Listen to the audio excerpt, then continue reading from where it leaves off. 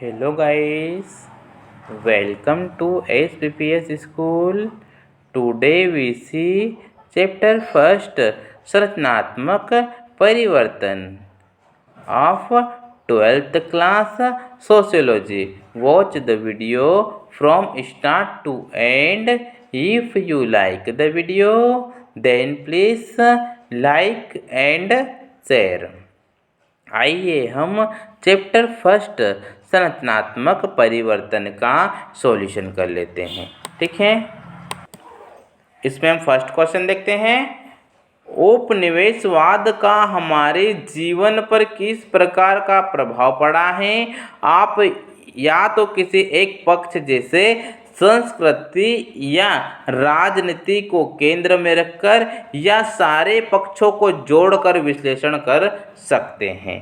ठीक है, तो इसका आंसर देख लेते हैं। ब्रिटिश उपनिवेशवाद, जो कि पूंजीवादी पर आधारित था, ने सीधे तौर पर निजी लाभ तथा ब्रिटिश पूंजीवाद के हितों पर अपना ध्यान केंद्रित किया। ठीक है, जो भी नीतियां बनाई गई उनका उद्देश्य ब्रिटिश पूंजीवादी को विस्तारित तथा मजबूत करना था। ठीक है, उसने कृषिगत भूमि के नियमों में भी बदलाव किए। ठीक है, उसने कृषिगत भूमि के नियमों में भी बदलाव किए हैं। इसे न केवल भूमि के स्वामित्व में बदलाव किए, बल्कि इस नीति ने यह भी निर्धारित किया कि कौन सी फसल का उत्पादन किया जाना चाहिए तथा किसका नहीं। ठीक है, इन नीतियों ने वस्तुओं के उत्पादन तथा वितरण की पद्धतियों में भी बदलाव किए हैं। ठीक है, इसने विनिर्माण क्षेत्रों में भी हस्तक्षेप किया है।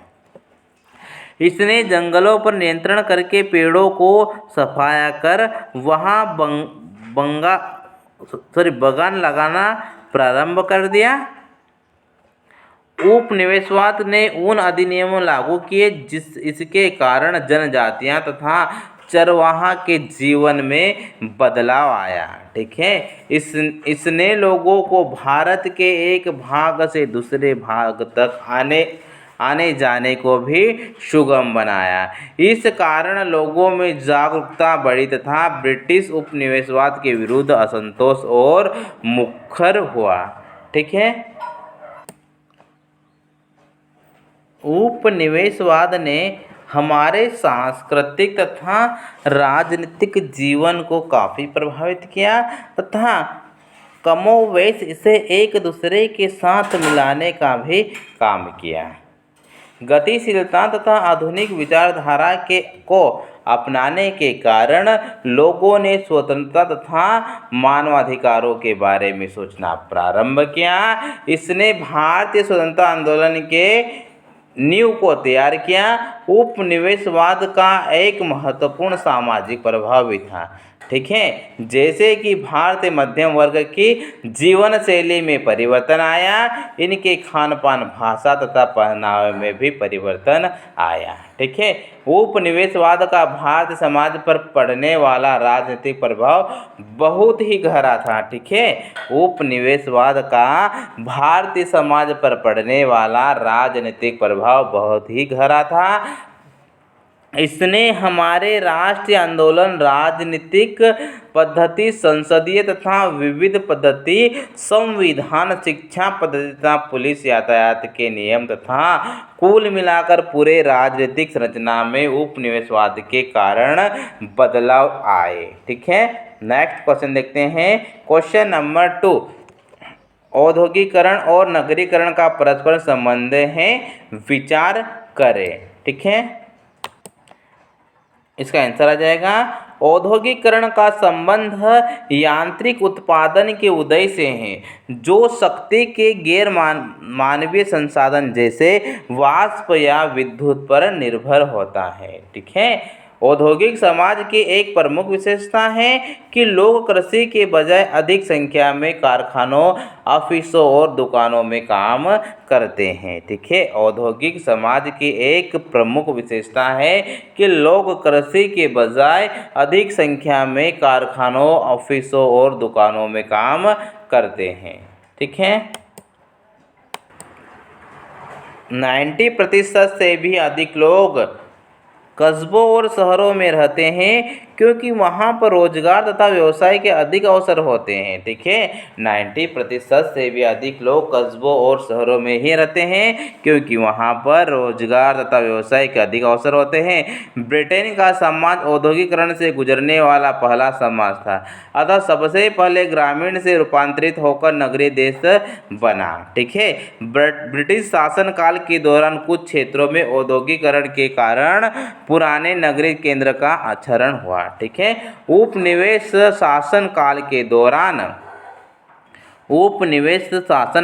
दौरान पुराने नगरीय केंद्रों का क्षरण हुआ तथा नए उपनिवेशवाद नगर बस गए। उदाहरणार्थ सूरत तथा मछलीपट्टनम ने अपना आकर्षण खो दिया तथा मुंबई तथा चेन्नई महत्वपूर्ण शहर बनकर उभरे। ठीक है, मुंबई तथा चेन्नई महत्वपूर्ण शहर बनकर उभरे। जब ब्रिटेन में निर्माण क्षेत्रों में तेजी हुई थी तब भारत के परंपरागत निर्यातक वस्तुओं रेशम तथा कपास के उत्पादन तथा निर्यात में गिरावट आई क्योंकि ये मैनचेस्टर की प्रतियोगिता नहीं कर सकते हैं। ठीक है, क्योंकि ये मैनचेस्टर की प्रतियोगिता नहीं कर सकते थे। ठीक है, 19वीं शताब्दी के अंत में भारत के कुछ शहरों में औद्योगिकरण के कारण उनकी जनसंख्या में तेजी से वृद्धि हुई है। ठीक है, पूर्वी भारत के उन क्षेत्रों के अतिरिक्त यहाँ ब्रिटिश का आगमन जल्दी तथा सघन था। ठीक है, जल्दी तथा सघन था। दूसरे क्षेत्र अधिक समय तक इससे अप्रभावित रहे। उदाहरणार्थ सुदूर गाँव की ग्रामीण शिल्पकला इससे काफ़ी समय तक अप्रभावित रही। इन पर प्रभाव तभी पड़ा जब रेलवे का विस्तार हुआ। ठीक है, इन पर प्रभाव तभी पड़ा जब रेलवे का विस्तार हुआ। स्वतंत्रता प्राप्ति के बाद भारत सरकार ने औद्योगिकरण के संरक्षण तथा संवर्धन के लिए महत्वपूर्ण कदम उठाए। ठीक है, उदारीकरण की वर्तमान नीति के कारण शहरों का तीव्र विकास हुआ। ठीक है, उदारीकरण की वर्तमान नीति के कारण शहरों का तीव्र विकास हुआ। ठीक है।